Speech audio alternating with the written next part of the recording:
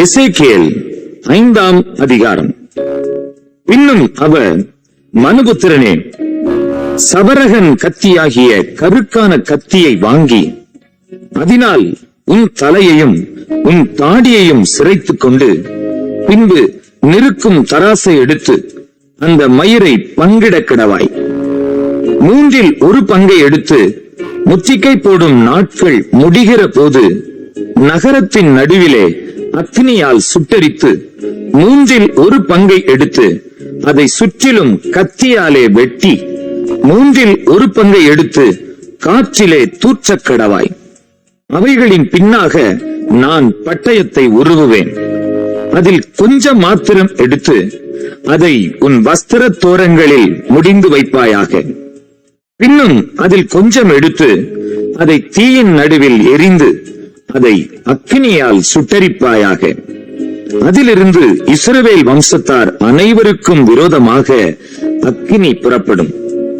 கர்த்தராகிய ஆண்டவர் சொல்லுகிறது என்னவென்றால், இதுவே எருசலேம், புறஜாதிகளின் நடுவிலே நான் அதை வைத்தேன். அதை சுற்றிலும் தேசங்கள் இருக்கிறது. அது புறஜாதிகளை பார்க்கிலும் என் நியாயங்களையும் தன்னை சுற்றிலும் இருக்கிற தேசங்களை பார்க்கிலும் என் கட்டளைகளையும் அக்கிரமமாக மாற்றி போட்டது. அவர்கள் என் நியாயங்களை வெறுத்து என் கட்டளைகளில் நடவாமற் போனார்கள். ஆகையால் கர்த்தராகிய ஆண்டவர் சொல்லுகிறது என்னவென்றால், உங்களை சுற்றிலும் இருக்கிற புறஜாதிகளை பார்க்கிலும் அதிகரிக்கிறவர்களாகிய நீங்கள் என் கட்டளைகளிலே நடவாமலும் என் நியாயங்களின்படி செய்யாமலும் உங்களை சுற்றிலும் இருக்கிற புறஜாதிகளுடைய நீதி நியாயங்களின்படியாவது நடவாமலும் போனபடியினாலே, இதோ நானே உனக்கு விரோதமாக வந்து புறஜாதிகளுடைய கண்களுக்கு முன்பாக உன் நடுவிலே நீதி செலுத்தி நான் முன்பு செய்யாததும் இனி செய்யாதிருப்பதுமான விதமாய் உனக்கு உன் எல்லா அருவருப்புகளின் நிமித்தமும் செய்வேன். ஆதலால் உன் நடுவிலே பிதாக்கள் பிள்ளைகளை தின்பார்கள், பிள்ளைகள் பிதாக்களை தின்பார்கள். நான் உன்னில் நீதி செலுத்தி உன்னில் மீறியாயிருப்பவர்களை எல்லாம் சகல திசைகளிலும் சிதறி போக பண்ணுவேன் என்று கர்த்தராகிய ஆண்டவர் சொல்லுகிறார்.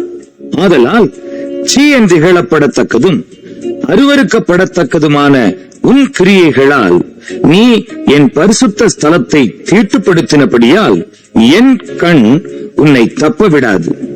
நான் உன்னை குறுகி போக பண்ணுவேன்.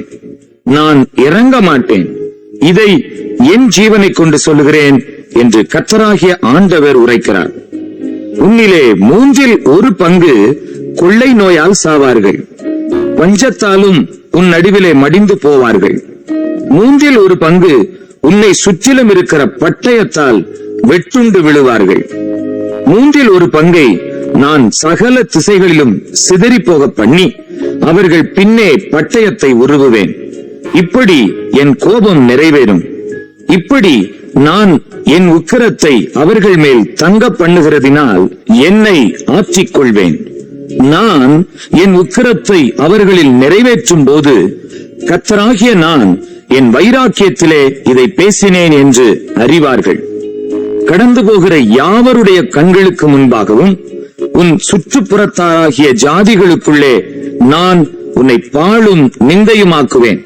நான் கோபத்தாலும் உக்கிரத்தாலும் கொடிய கண்டனைகளாலும் உன்னில் நீதி செலுத்தும் போது உன் சுற்றுப்புறத்தாராகிய ஜாதிகளுக்கு அது நிந்தையும் துர்க்கீர்த்தியும் எச்சரிப்பும் பிரமிப்புமாய் இருக்கும். கர்த்தராகிய நான் இதை சொன்னேன்.